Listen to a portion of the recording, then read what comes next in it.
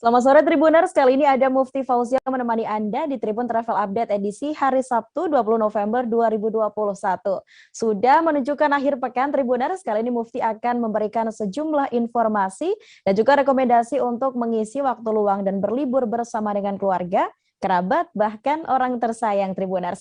Disampaikan secara langsung bersama dengan sejumlah reporter kami di beberapa daerah, inilah Tribun Travel Update selengkapnya.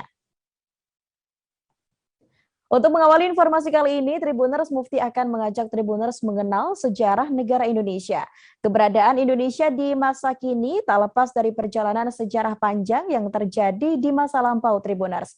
Jika ditelusuri lebih jauh, terdapat banyak bukti-bukti sejarah yang menyimpan segudang kisah tentang masa lalu. Dan pastinya Tribuners ada salah satu tempat, yakni adalah tempat kehormatan atau makam kehormatan Belanda di Menteng Pulau Jakarta Selatan yang menjadi salah satu di antaranya. Deretan nisan di sana Tribuners menjadi bukti terjadinya Perang Dunia II yang pernah menewaskan puluhan juta korban jiwa dalam sejarah. Dan pastinya untuk tahu kali ini Mufti akan mengajak Tribuners untuk berwisata sejarah di Taman Makam Kehormatan Belanda, Erfurt, Menteng, Pulau Jakarta Selatan. Untuk tahu informasinya sudah ada rekan kami dari Tribun Jakarta, Pebi Adeliana. Halo, selamat sore Pebi. Selamat sore Mufti. Oke, Pebi, bisa diinformasikan makam ini sebenarnya diperuntukkan bagi para korban Perang Dunia Kedua. Dari informasi yang kami dapatkan seperti itu, sebenarnya informasinya seperti apa, Pebi? Ya Mufti, memang RFL Menteng Pulo ini adalah sepenggal sejarah tentang Belanda dan Indonesia yang bisa kita temui di ibu kota Jakarta, begitu Mufti. Nah, di mana area ini merupakan taman makam kehormatan Belanda yang menjadi tempat peristirahatan terakhir bagi lebih dari 4.000 korban yang gugur selama Perang Dunia Kedua, begitu. Nah, korban tersebut merupakan para korban yang gugur saat melawan tentara Jepang pada tahun 1941 hingga 1945 dan juga selama masa revolusi setelah Perang Dunia Kedua di tahun 1945 hingga 1949 begitu. Nah, jadi sebenarnya kalau kita lihat dari sejarahnya sendiri dahulu para korban perang tersebut sebetulnya dimakamkan di 22 airfield yang tersebar di seluruh kepulauan Indonesia yang dibangun oleh Dinas Pemakaman Tentara milik Tentara Kerajaan Hindia Belanda begitu. Namun atas permohonan pemerintah Indonesia setelah penyerahan kedaulatan di tahun 60-an, ke 22 airfield ini kemudian dikumpulkan menjadi di wilayah Pulau Jawa saja begitu. Nah, airfield Menteng Pulau ini adalah satu dari 7 makam kehormatan Belanda yang ada di Pulau Jawa. Sementara makam kehormatan Belanda lainnya ada di Ancol, kemudian juga ada di Bandung, Cimahi, Semarang, kemudian juga ada di Surabaya, begitu Mufti. Baik, rekan Pebi. Diketahui bahwa nama tempat ini adalah makam kehormatan Belanda. Lalu apakah semua orang yang dimakamkan di sini memang merupakan orang Belanda atau seperti apa, Pebi?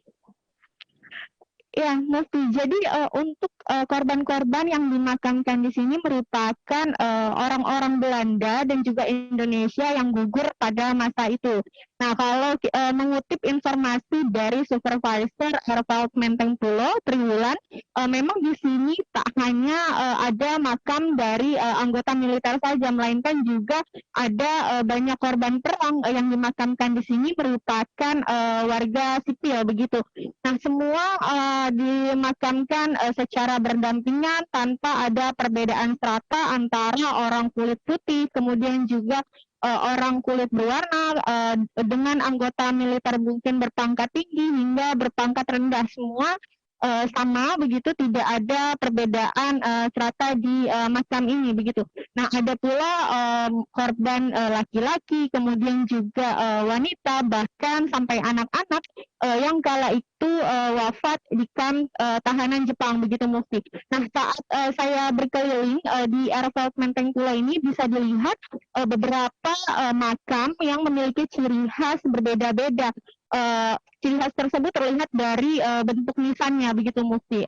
Nah, untuk bentuk nisan tanda salib diperuntukkan bagi makam jenazah laki-laki beragama Kristen, sementara untuk bentuk salib dengan lengkungan di bagian atasnya itu menandakan bahwa makam tersebut diisi oleh jenazah Kristen wanita begitu.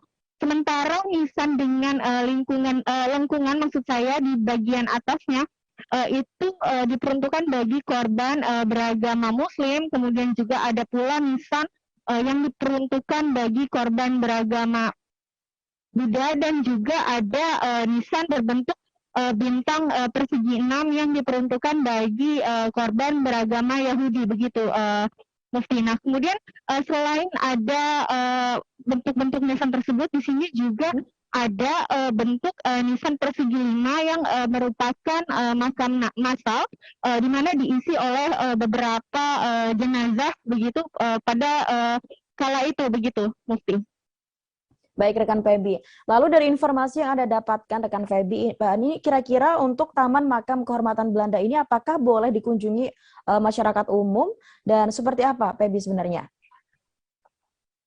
Ya, Mufti. Arafat Menteng Pulau ini merupakan salah satu bukti sejarah tentang masa lalu. Memang saat ini Arafat Menteng Pulau dikelola oleh Orlogsgraven Stretching atau Yayasan Makam Kehormatan Belanda begitu, di mana memang mereka mengizinkan untuk Taman Makam Kehormatan Belanda ini dikunjungi oleh masyarakat umum yang memang ingin melihat secara langsung atau juga belajar tentang sejarah di masa lampau begitu. Nah, karena memang makam kehormatan ini merupakan makam yang diperuntukkan bagi korban Perang Dunia Kedua, ada sejumlah aturan begitu yang memang harus dipenuhi oleh setiap pengunjung yang datang. Nah, diantaranya adalah para pengunjung yang datang harus melakukan konfirmasi kunjungan terlebih dahulu sebelum datang melalui email Yayasan Makam Kehormatan Belanda begitu. Nah, hal ini untuk menghindari terjadinya kerumunan saat berkunjung, sehingga pihak pengelola sendiri bisa melakukan pendampingan pada saat berkunjung untuk para pengunjung yang memang datang secara berkelompok atau grup.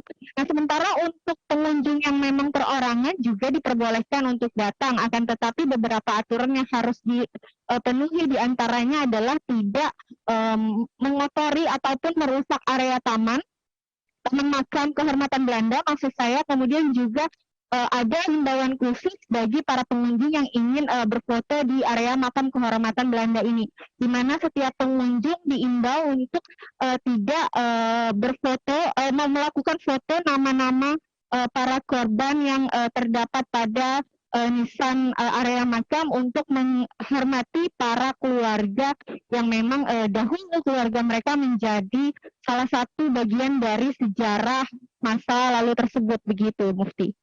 Baik, luar biasa Febi atas informasi Anda, dan semoga informasi Anda ini juga bisa menginformasikan kepada Tribuners terkait dengan makam ini. Dan selamat bertugas kembali Febi. Baik, Tribuners, membawa buah tangan selain menjadi pilihan bagi setiap orang yang sekedar singgah atau berwisata, ini juga bisa menjadi salah satu yang unik juga untuk dilakukan Anda, Tribuners. Nah, apalagi jika Tribuners datang ke Semarang, Jawa Tengah, ini tak lengkap rasanya jika tak membawa oleh-oleh lumpia. Kota Semarang sendiri diketahui identik dengan kuliner lumpia sebagai pilihan buah tangan, hingga dijuluki sebagai kota lumpia. Banyak orang melafalkan lumpia maupun lumpia untuk makanan yang digulung ini, Tribuners. Lumpia bahkan diwariskan turun-temurun hingga 5 generasi sejak dari 1,5 abad yang lalu, Tribuners. Seperti apa kelezatan dan juga informasinya, sudah ada rekan kami Amanda Rizkiana dari Tribun Jateng. Halo, selamat sore Amanda. Selamat sore Firda. Baik, rekan Amanda. Bisa diinformasikan dari informasi yang Anda dapatkan, kenapa bisa disebut sebagai dinasti lumpia Kota Semarang ini, Amanda?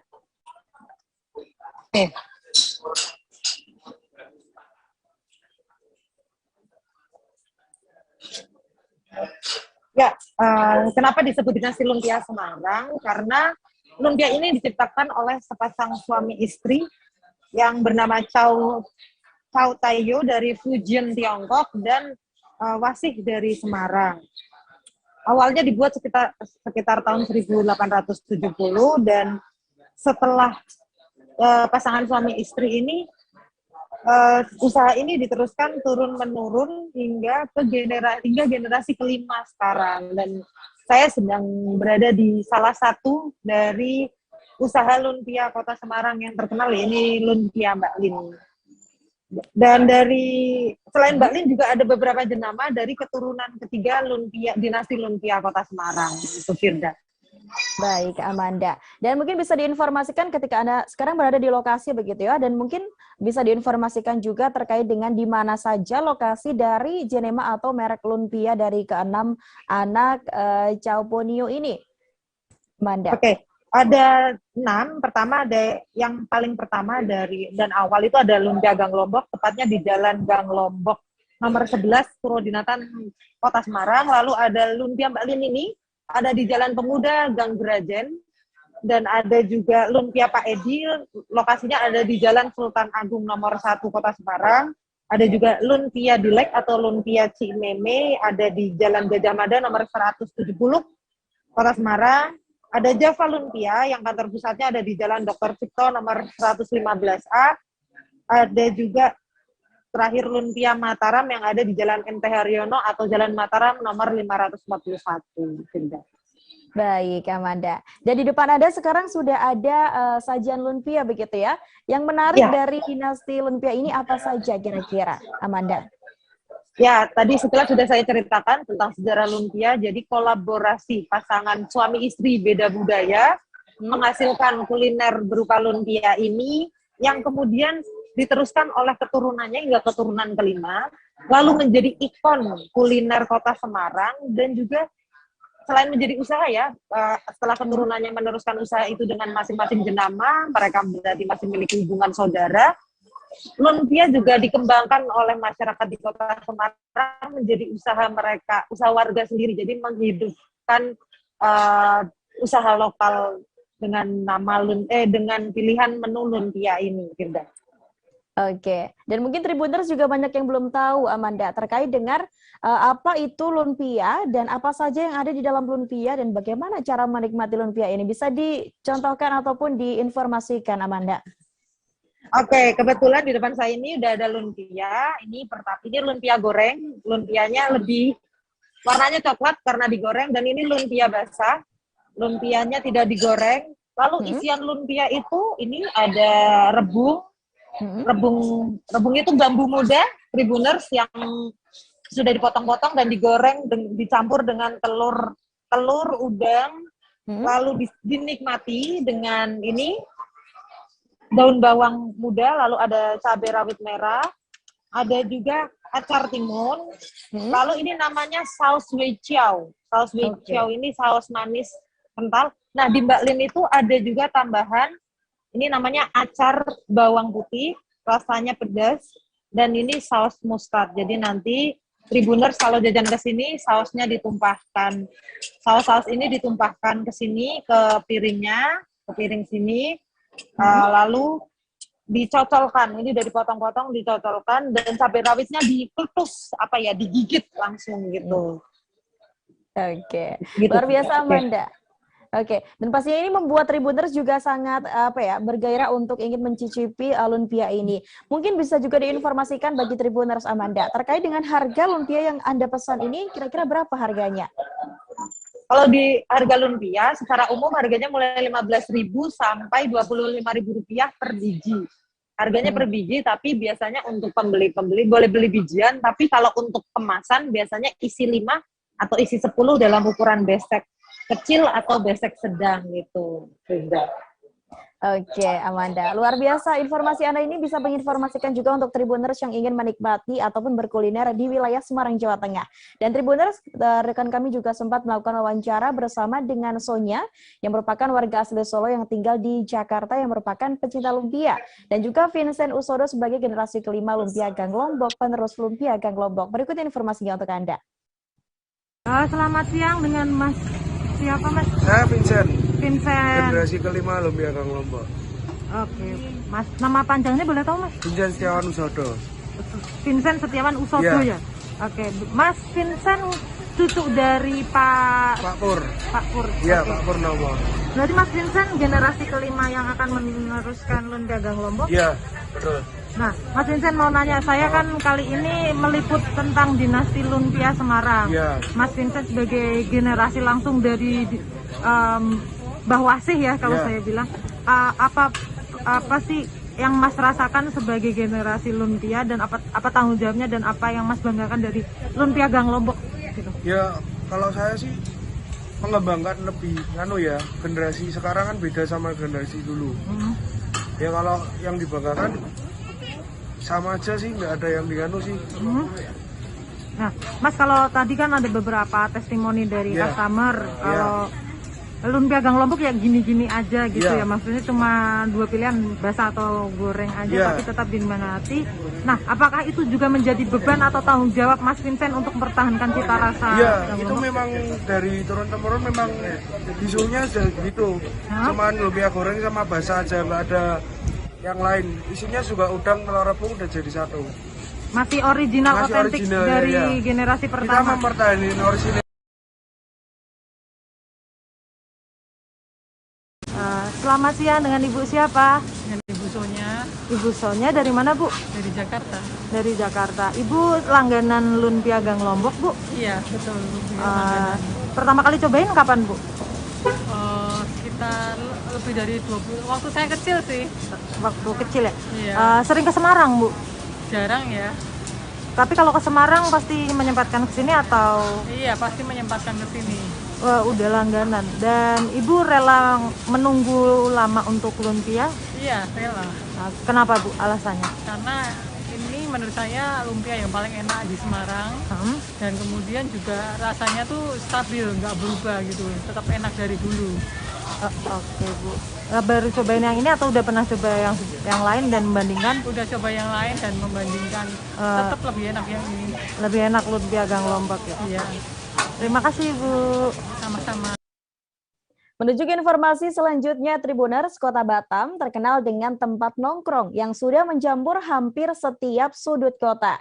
Ditambah lagi, saat ini Batam masih berada di PPKM level 1 yang membuat masyarakat sudah mulai bebas untuk berkumpul di tempat-tempat nongkrong seperti coffee shop. Kali ini ada salah satu lokasi tempat nongkrongan yang tengah viral di kalangan anak muda Batam, yakni Kasta. Merupakan salah satu tempat ngopi yang baru grand opening dan jadi viral karena pengunjung yang rela antri hanya untuk duduk sambil ngopi di sini. Lokasinya yang strategis menjadi salah satu kenapa coffee shop ini, terutama coffee shop Kasta ini, menjadi idaman masyarakat Batam. Kebanyakan masyarakat yang berkunjung ke Kasta adalah pasangan keluarga, anak muda, dan juga dewasa. Untuk tahu bagaimana informasi dan juga keindahan kenikmatan di sana, sudah ada rekan kami Rahmatika dari Tribun Batam. Halo, selamat sore Rahma. Selamat sore rekan Mufti. Baik, rekan Rahma. Bisa diceritakan apa yang menarik dan apa yang membedakan tempat tongkrongan ini dengan lokasi tongkrongan yang lain, Rahma? Baik, Mufti. Memang di Kota Batam ini sudah banyak sekali tempat tongkrongan seperti coffee shop yang memang didominasi oleh para anak muda. Nah, yang membedakan sendiri tempat tongkrongan kali ini yang bernama Kasta sendiri adalah selain dia merupakan tempat tongkrongan atau tempat ngopi anak muda, di sini juga merupakan tempat di mana pengunjung yang datang ke Kasta bisa sekaligus berekreasi. Di lokasi sendiri juga tersedia tempat pemeliharaan ikan. Jadi selain menikmati pemandangan, karena di sini juga terdapat danau buatan atau kolam buatan, jadi pengunjung di sini bisa memberi makan ikan langsung. Kemudian di sini juga tersedia makanan ikan yang disediakan oleh pemilik atau owner dari coffee shop Kasta ini. Selain itu, di lokasi ini sendiri juga berdekatan sekali ya dengan tempat penginapan. Jadi tidak hanya warga Batam saja, namun dari masyarakat luar, khususnya seperti dari Tanjung Pinang, Bintan, maupun kabupaten lainnya, biasanya yang akan menginap di lokasi ini menikmati momen untuk tongkrongan ini di lokasi yang berada di Bengkong Laut, itu namanya Golden Prawn, di mana Golden Prawn ini memang lokasi tempat-tempat tongkrongan. Namun saat ini tempat tongkrongan yang bernama Kasta ini sangat viral sekali di kalangan masyarakat, khususnya anak muda, dikarenakan tempat tongkrongnya itu berbeda. Jadi di mana biasanya tempat tongkrongan itu hanya menyediakan umumnya kopi atau makanan saja, namun di sini selain bisa menikmati kopi, juga bisa menikmati sunset, dan juga bisa memberi makan ikan yang disediakan di lokasi itu sendiri. Seperti itu, Mufti. Baik, rekan Rahma. Lalu bisa diinformasikan terkait dengan harganya seperti apa sampai akhirnya masyarakat mau ataupun banyak yang berdatangan ke sana, Rahma? Baik, untuk harga makanannya itu sangat terjangkau dan relatif sama seperti dengan coffee shop lainnya.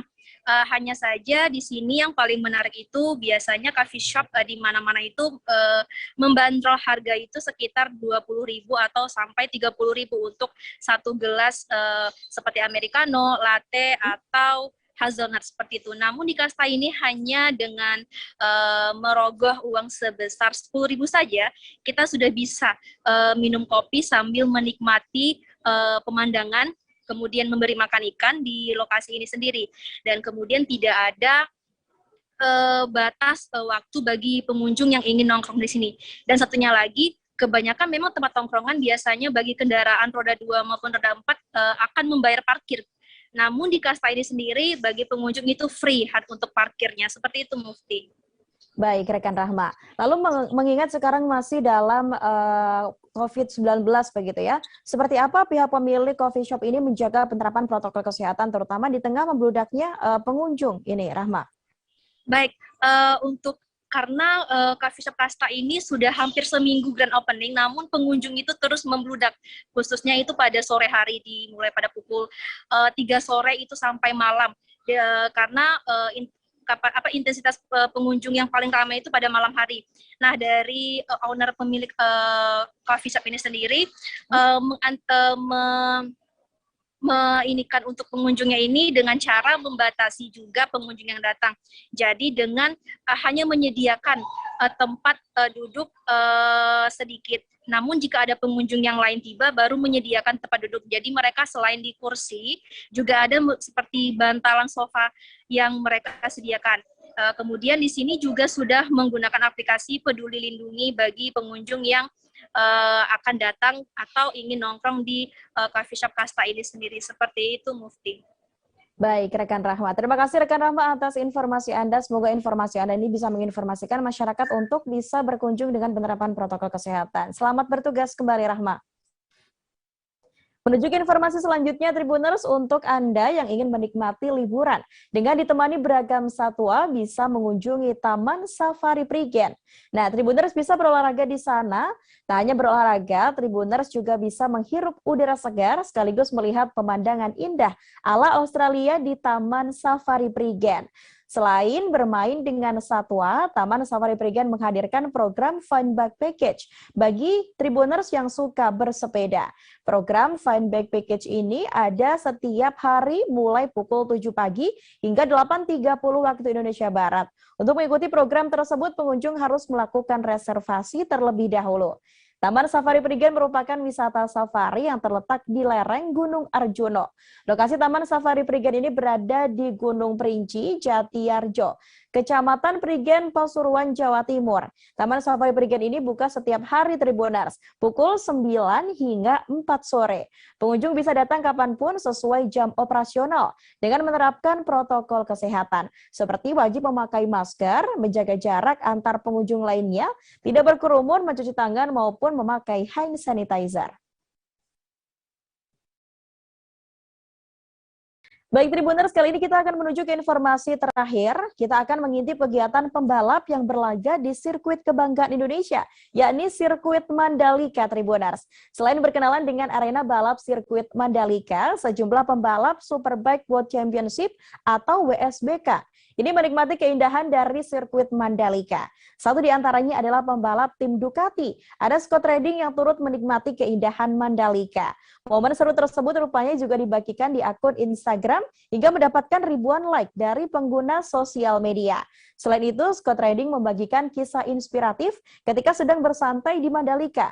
Alih-alih membagikan momen saat bersantai, Scott Redding ini, Tribuners, justru mengunggah video yang bikin terenyuh.